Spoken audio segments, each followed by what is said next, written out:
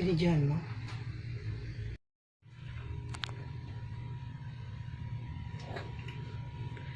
Ayan, tumutog ang mata mo. Oh, kaka-cellphone.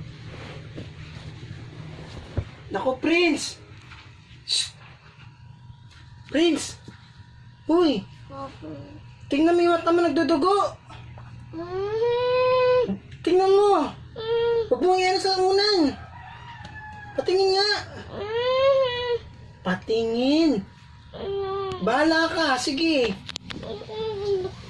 Patingin! Ay, nako! Doktor lang gagamot dyan. Doktor na yan. Huwag mo ipula sa ulan dahil baka daw dumami. Tingin nga. Tayo anak, tayo anak. Bilis. Ala, yan na. Sa unan. Oh, Hindi ka namin dadalhin sa doktor. Ano, patingin nga. Ano ba nangyari? Uy. Shh. Uy. Di kita gagamutin. Bahala ka. Patingin. Tingin.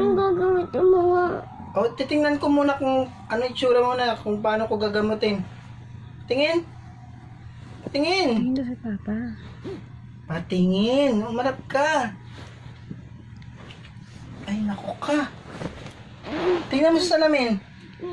Tingnan mo. Kumuha ka na ng bulak doon. Tanggalin mo na ang... Oh, sige, punta kay Papa. Dali. Ay, hindi ka na doktor. Tingin kung hanggang saan yung tinga mo. Ha? Sige na, sige na. Yung nga, kaya dito. Grabe naman yan. Dugo mo sa mata, Prince. Ito, ha? Ha? Ano? Cellphone ka pa? Ano? Sumagot ka. Di cellphone ka ba maghapon? Ha? Naku ka. Gan. Ha? Prince. Tawagan ko si doktora, ha? Tawagan ko na. Wala eh. Araw-araw ko na lang may mag-cellphone. Alam mo, nakakasira ng mata yung mata. Ang cellphone. Oh, ito ba? Huwag kang umiyak kasi baka lumabas marami. Madami noon yan. Ano? Grabe yung mata mo, Prince, oh.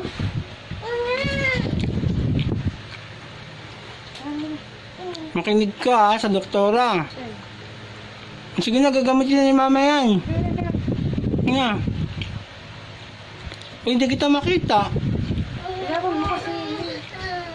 Para mas mabilis matanggal.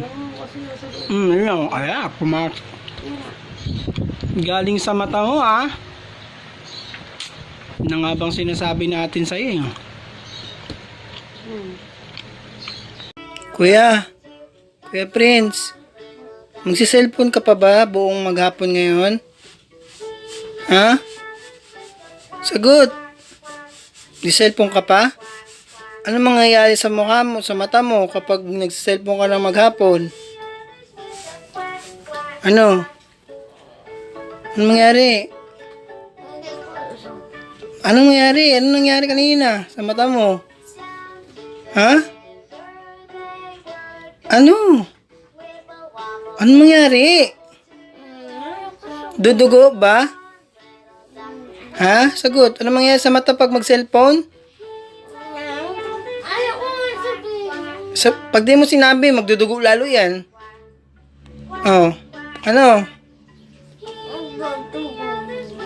Ulitin mo. Ano mangyayari sa mata kapag nag-cellphone? O magsi-cellphone ka pa ba maghapon? Ha? Bahala ka, ha?